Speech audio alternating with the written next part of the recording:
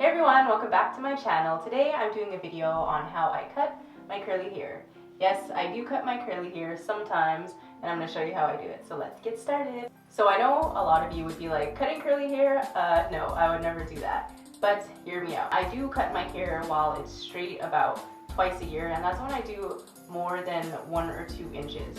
However, if I want to cut off less than ½ an inch, I prefer cutting my hair while it's curly, and I'll tell you why.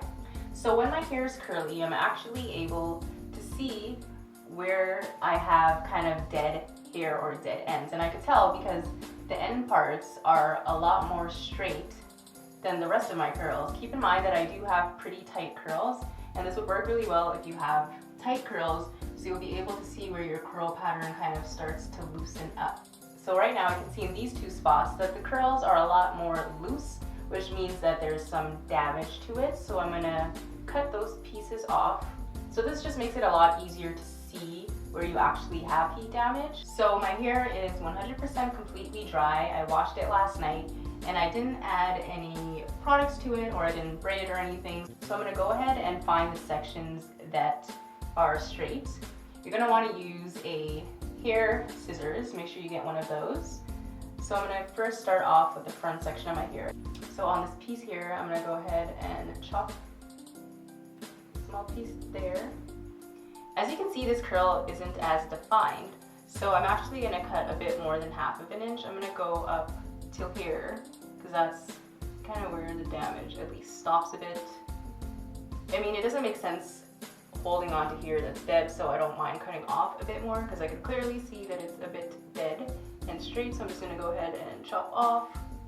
I don't really have a method when I chop off. I just go ahead and chop. This piece, the end is a bit dead, so I'm going to chop that off. Chop off about that much. The end is a bit straight here, so I'm just going to go ahead and cut it. Make sure you're like over a sink too, so you don't make a big mess when you're trying to clean up a bit off of this piece here.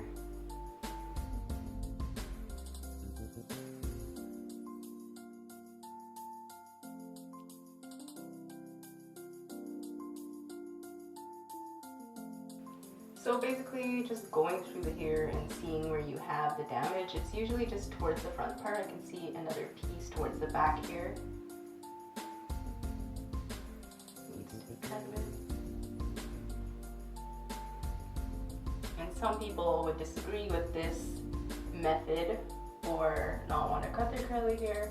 And I understand that. Everyone finds what works best for them, and for me, when I want to find the areas that are damaged, this is what works.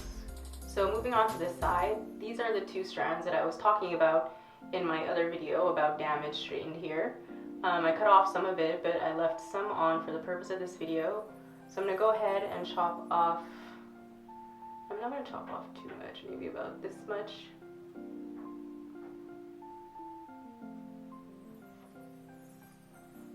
You know, your curls will grow back. It makes sense to take care of it, cut off the pieces that aren't, basically are dead weight, that aren't doing much for your hair.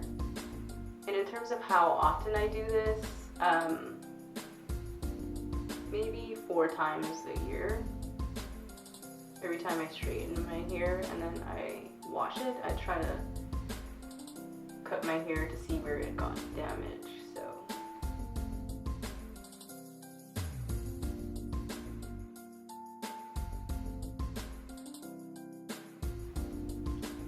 And that's about it for now. So this is the end result. I'm pretty pleased with how it looks.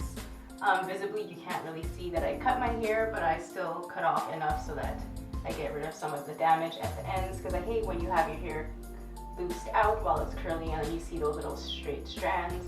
So I went ahead and got rid of those, and yeah, this is the final outcome of chopping off a bit of your curly hair. It's not that scary or crazy as people fear or might realize. So thank you so much for watching this video. Let me know any techniques that you guys use for cutting your hair or what you prefer, and I'll see you in my next video.